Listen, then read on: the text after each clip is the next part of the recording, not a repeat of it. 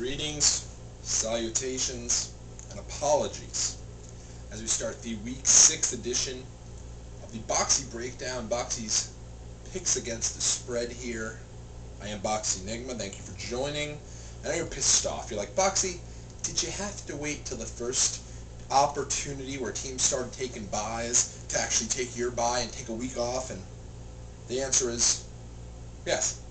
But in fairness, I did actually film an edition of the Boxie Breakdown. It'll go down as the lost edition of the Boxie Breakdown. I did not put it up there because I actually tried to get cute. I turned my back on the old blue chair back here, decided to go outside into the wilderness, if you will, and film it outside. And it was a great episode. I was cracking some jokes. I was smiling, talking about how it was my birthday because it was last week. And then basically, I'm sorry. Oh. Happy birthday wish, thank you, appreciate it. That's sweet of you. Yeah, that's sweet of you, thank you. But no, what ended up occurring was I did not factor in the environment at all into this. So while there was a bird chirping, I figured I wouldn't get picked up on the camera, and so I filmed these pics. I went to put them online. I watched them right beforehand. I was like, man, do I look stylish? And then all of a sudden, I realized you heard a bird not only making a little bit of noise, but flat out squawking. So 11 minutes of my life I won't get back. 11 minutes you won't even get to witness. But lo and behold, Week 5 is come and gone. Week 4, after a very successful Week 4, we went 5-1. We're back for the Week 6 picks against the spread. In case you're wondering, I'm wearing the CM Punk Best in the World t-shirt. My boy Youngest, who's been featured here on this YouTube channel, got it from me for my birthday. Got to give a shout out to Youngest. And it's a pretty cool shirt. So that's basically what we're doing this week. So sit back, relax, go get yourself a beverage. It's Friday afternoon. Very rarely do I do these on Friday afternoon. It's Friday, 4 o'clock. If you want, crack open a cold one. You know, it's my first edition doing this while the age of 25. And so, by all means, join me in the fun. Have a good time. In a couple hours, I'm going to be going out with a couple of my best friends for some dinner. And for that celebration of my birthday, I've actually made a birthday celebration over 2 weeks long. So why not you celebrate with me too? Go ahead. Have a beverage, an adult one, a non-adult one. Go ahead and grab a soda. Doesn't matter. But with that being said, let's jump right into the picks against the spread. First pick here, I got to be honest. When the spread of this game was 7, I was going to stay away from it. But because it's dropped down to 6.5, and how good New England has looked against every team except for the Buffalo Bills this season, I got to say that despite Dallas having Miles Austin coming back, having Felix Jones come back, being a pretty decent team in their own right, I think Patriots take care of them at home. That's actually my best bet this week, the number 1 pick. Pats by 6.5 over the Dallas Cowboys. Tony Romo can guarantee a Super Bowl at some point, and he's right. At some point, the Dallas Cowboys probably will win another one. It's whether or not he's going to be there, I don't know. Moving right along, our second pick here. New Orleans Saints last week almost end up losing a game that they were up by quite a bit. I thought that they were going to, I thought they were the best bet last week, and they ended up not covering. I think they bounced back, though, this week. They're on the road in Tampa, a game they have to have. It's a division game.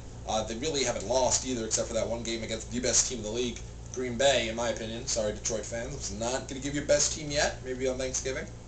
In any event, I think that I think the Saints are really good. They're going to be heading to Tampa, who's also a pretty formidable team, but they got beat down badly last week against San Francisco, and this week they don't have LeGarrette Blount, so it's going to be all on Josh Freeman's shoulders pretty much. I mean, they have a decent defense, and you know I love Raheem Morris. That's my NFC team, the Bucs. Can't see them doing it against the Saints. I give the Saints 4.5 points on the road as my second pick. Third pick, and this is a tough week, I got to be honest with you. I looked at some of these games, and nothing really jumped out at me as a gimme. You're going to, I think for this third pick here, this is really the first big test for the Niners. I was impressed last week when they beat down the Bucs, but I can't see them doing anything in Detroit. Detroit's 4.5 point favorites. I say you take them. The Niners have been a great surprise, and so has Detroit. But just seeing Detroit play Monday night against Chicago, they are real good.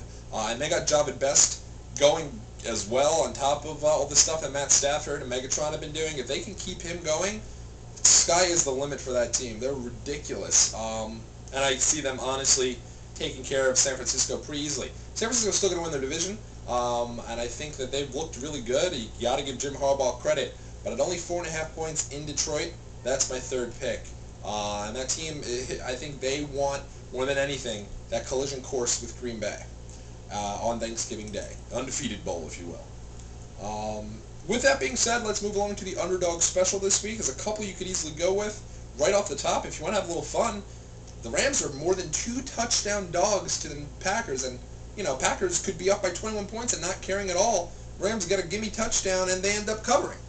But I'm not going to go there. And while the Redskins at home at 2-point underdogs to the Eagles, yes, the Eagles, the same Eagles who have not looked very good all season, I'm not willing to go there either. I think the Eagles, at some point, they're going to turn this ship around, and I stuttered like a mother F there, but they're going to turn this ship around, I think.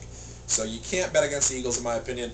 No, your underdog special this week, finally going to go have a little faith in Cam Newton.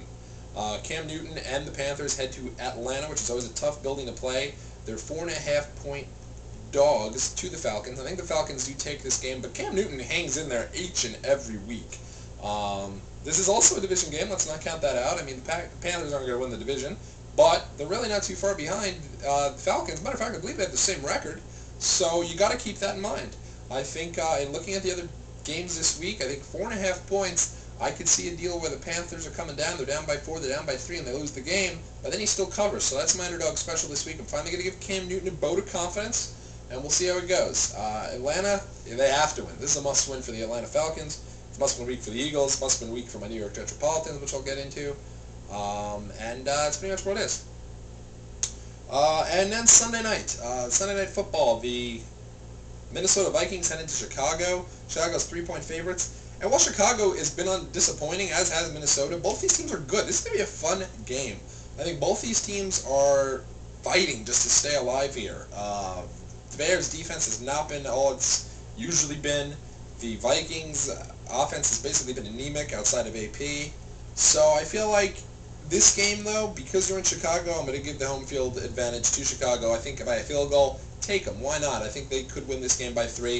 I think Cutler's actually looked okay. If he can get a little bit of protection, I mean, Matt Forte's developed into a serious running back, and I feel like if Cutler can get some protection from that awful, disgusting offensive line, Bears will be fine. They could easily take this game, but if not, it could go either way.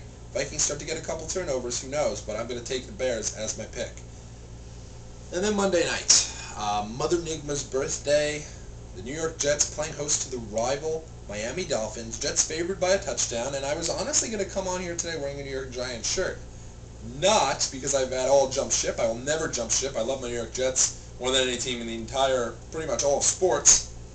But I am going to the Giants game this week with my girlfriend, so I figured it would be a little funny to have me sitting here in a Giants shirt, and it will be funny to have me going to the game, to Giants Stadium, MetLife Stadium, if you will, to see a Giant game. First game I've ever done doing that. But I digress. New York Jets, Monday Night Football, Miami Dolphins. Will Brandon Marshall get thrown out with his borderline personality disorder?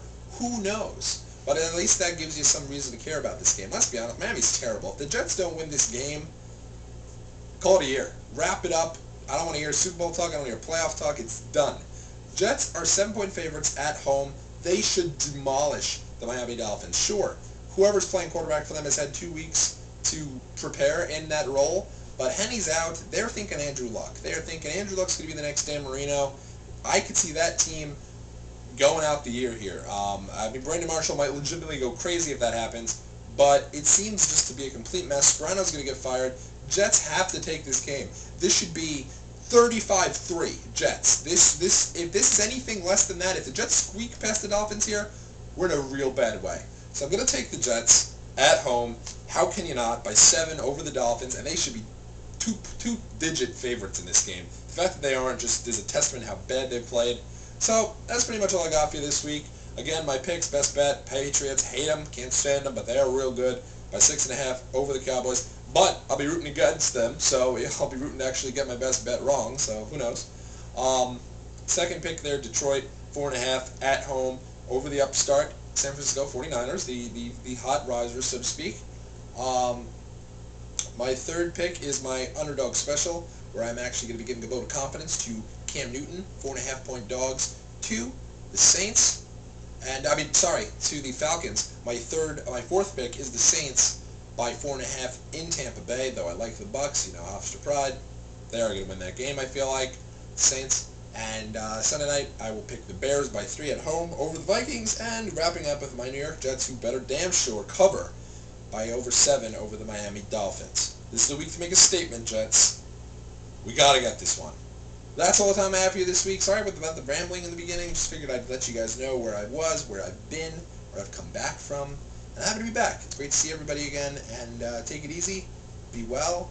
And if you want to follow me on Twitter, twitter.com/BoxieNigma. It's real easy. Better than youtube.com/Boxie12345. But it's the name I chose. What can you do? Take it easy, and you be well.